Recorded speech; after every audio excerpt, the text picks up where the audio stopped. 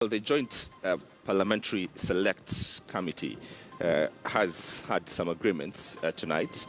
The committee, as we're reporting tonight, has the recommendations of the committee. The committee recommends as follows: that the number of IEBC commissioners be retained at 9, that a select panel be appointed by the president. These are some of the agreements the committee is having and proposals that they are putting forward starting tonight. And this is both what both parties are agreeing, the Jubilee and the Code Coalition. The committee as well says that the selection panel be appointed by the president, and that's consisting of 4 persons, 2 men, 2 women, nominated by the Parliamentary Service Committee. The Select Joint Committee also proposes that 1 person represents the Kenya Conference of Catholic Bishops.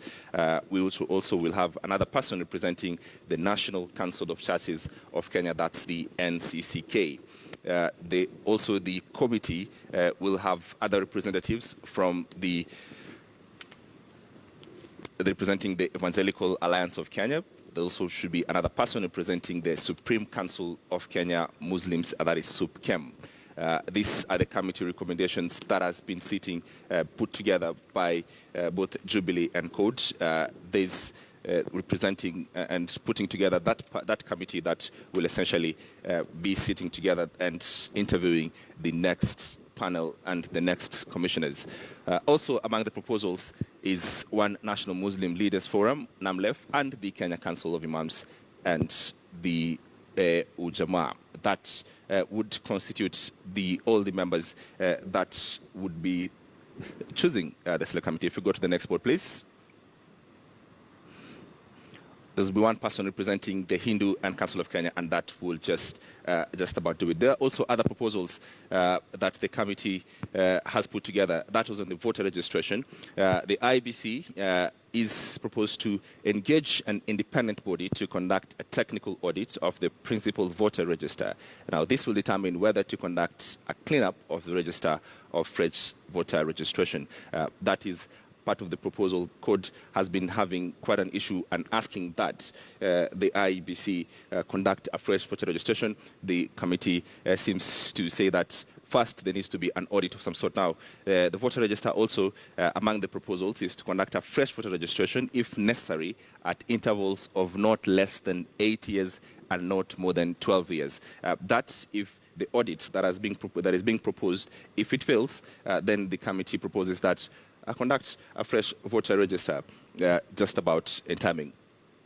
On the voting process, the committee recommends that the Elections Act be amended to limit the number of voters in each polling station to 700. That proposal would see, obviously, an increase of the polling stations number, currently standing at around 33,000.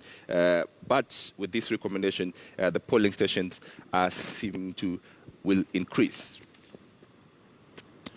Well, also the Commission appoints a county returning officer to be responsible for tallying, announcement, and declaration of final results from constituents. The committee also recommends that the Commission appoints county returning officers to be responsible for tallying, an announcement, and declaration of the results from constituencies.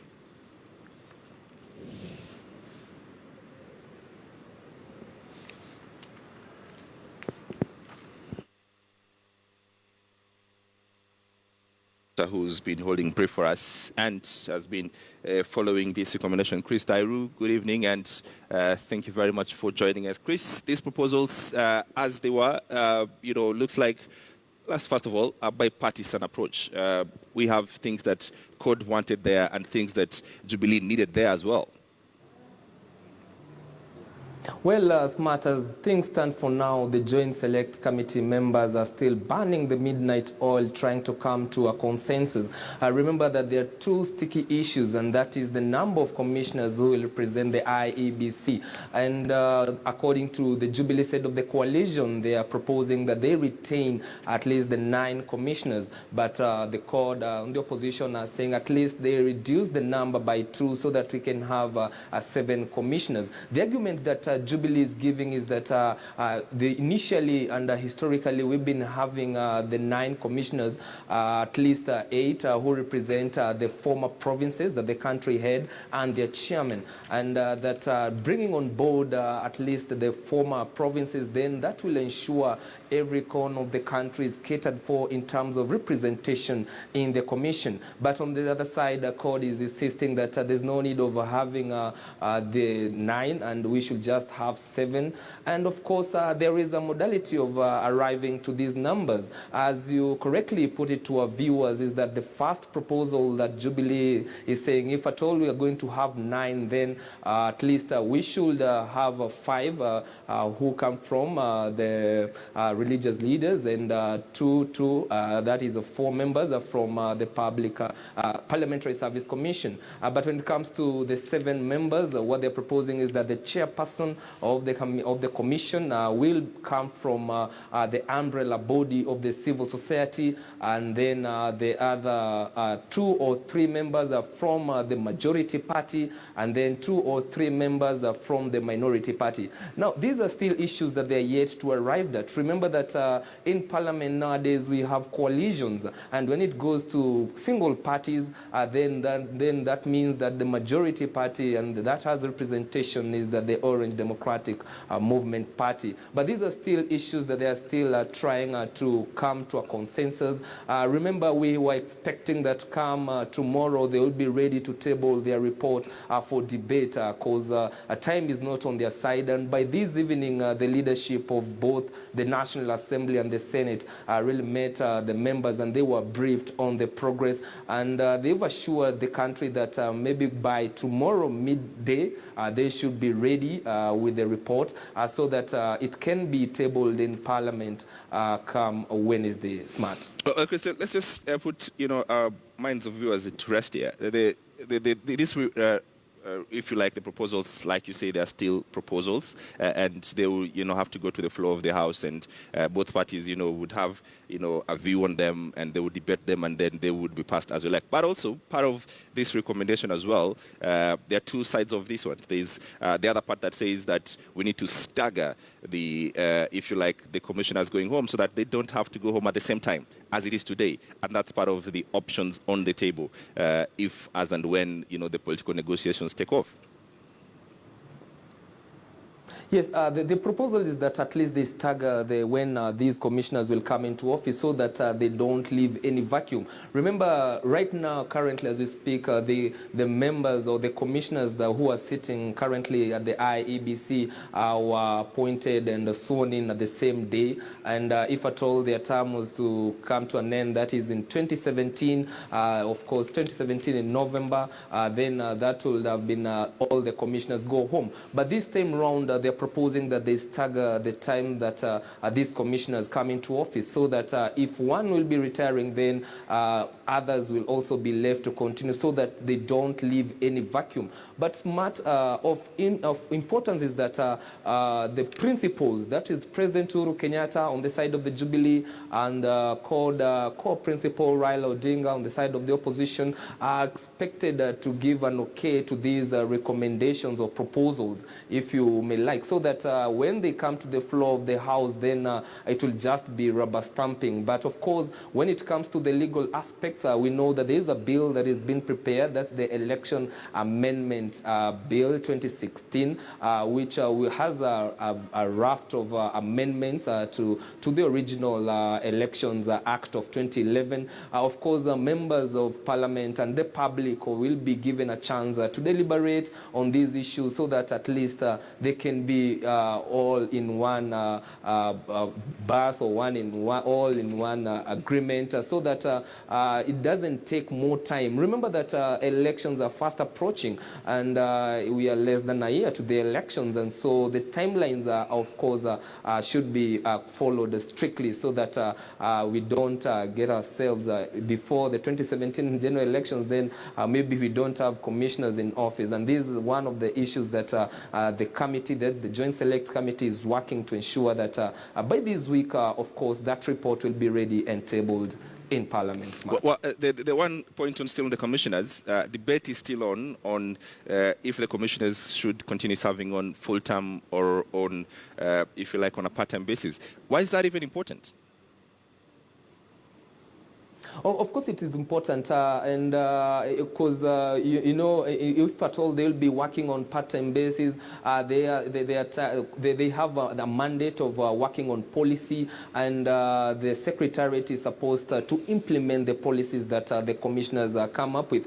But when I left Windsor this evening, they had already agreed that at least the commissioners should be working in full time, so that they'll be working in or together with the Secretariat and the CEO, Ezra Chiloba. And for them, the Commissioner's mandate is just to come up with the policies and guidelines which should be implemented by the Secretariat. And for that aspect, at least they had agreed, unless they change overnight. But when I left there, they had agreed on that aspect. Chris, another issue that was proving to be another bottleneck, if you like, CODE had started insisting in the last few weeks that we must have some sort of a fresh voter register. And they come from the school of thought that this register that was there going into the Supreme Court, the IEBC could not even come up with one register. And from where they sit, that register is completely unacceptable. An agreement is that there should be a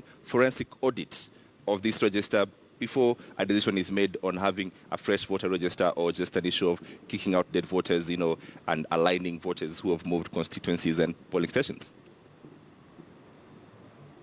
Of course, Matt, that has been one of the critical issues. And remember, during the contested presidential elections in 2013, that issue was really raised at the Supreme Court, that the registers that were used were not the real registers, voter registers, and that the voter registers that the IEBC had not been cleaned, and it actually had people who had already passed, or maybe dead people who had already been included in that voter register. But they've agreed that an independent body be appointed or be decided by the IEBC so that it can conduct a forensic audit on all the voter registers, just clearing and making sure that they work in tandem with the Kenya Bureau of Standards, and in terms of the people who have been registered in the country, just to ensure that they have the correct identification numbers, the names, as they go with the IDs that they have.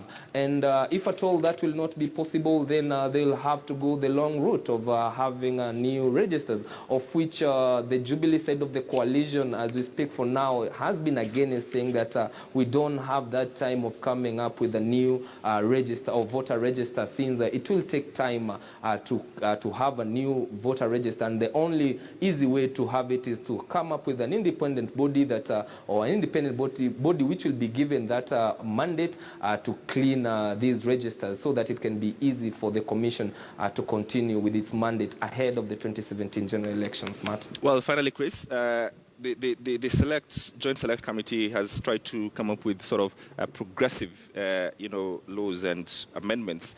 One of that, springs out is a presiding officer may, upon request, divulge to a candidate or to agent of a candidate the total number of votes that have voters who have voted, I beg your pardon, in the station at any time before the poll is closed. That essentially trying out to curb, voter, ballot stuffing. Yes, of course, and of critical or interest is that in these proposals is that they are trying to ensure that every polling center will not have more than 700 registered voters, so that it can be easy for the IEBC officials to tally and, of course, to manage voters in that polling center. So, for example, if a ward has, for instance, 5,000 registered voters, in that ward we expect at least 7 polling centers so that they can be staggered in that manner, and it can be easier for those who are handling the elections to control the crowds and also ensure that the ballot papers are okay and the ballot boxes are okay. They are not stuffed with any votes, and by the end, maybe by the end of voting, that by 5 a.m., then it will be easier in terms of tallying, and by maybe 1 hour or 2 hours, then they are through and they announce the results at the polling center.